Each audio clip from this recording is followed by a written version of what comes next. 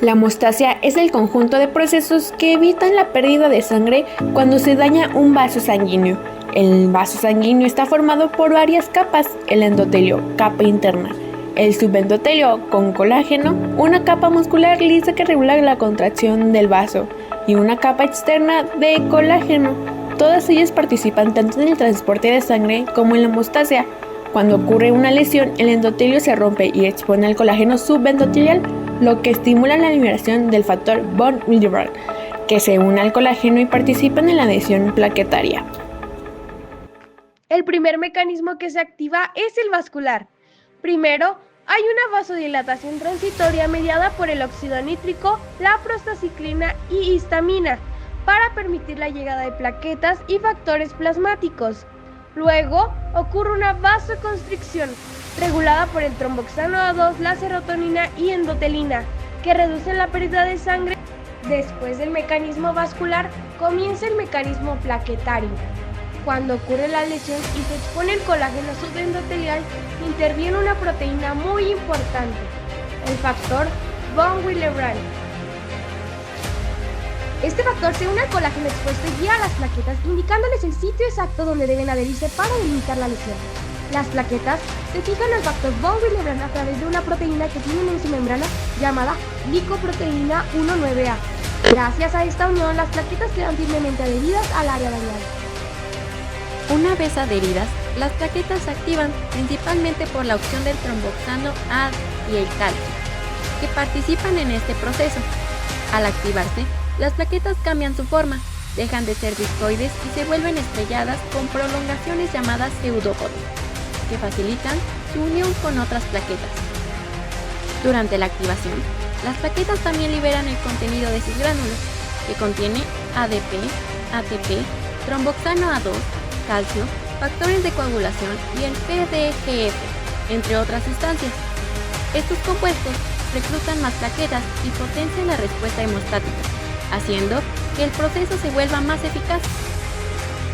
Finalmente, las plaquetas activadas se unen entre sí mediante otra proteína de su membrana, la glicoproteína GPIB-IA,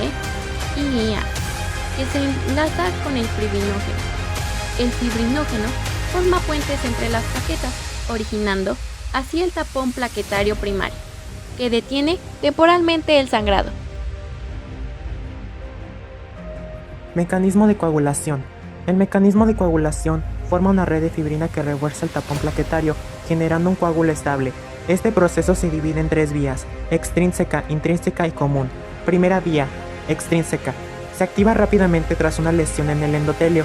Las células del tejido liberan el factor tisular 3, que se une al factor 7 y al calcio, que forman el complejo factor tisular, factor 7 activado y calcio.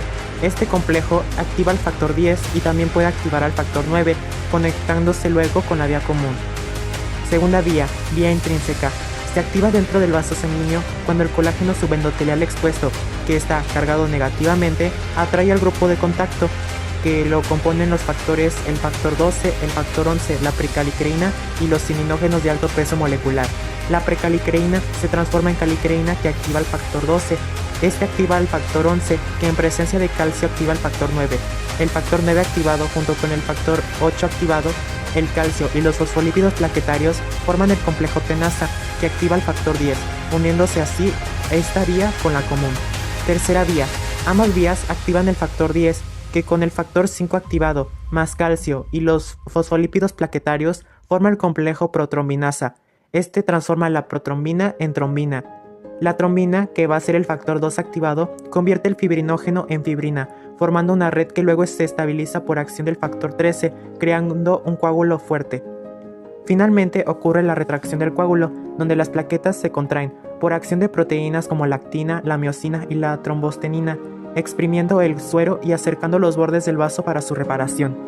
La fibrinólisis es la fase final de la hemostasia y se encarga de disolver el coágulo una vez que el vaso sanguíneo ha sido reparado. Este proceso inicia cuando el activador tisular del plasminógeno, TPA, convierte el plasminógeno en plasmina, una enzima que degrada la fibrina, el fibrinógeno y varios factores de coagulación, 2, 5, 7 y 12, deteniendo así la coagulación innecesaria.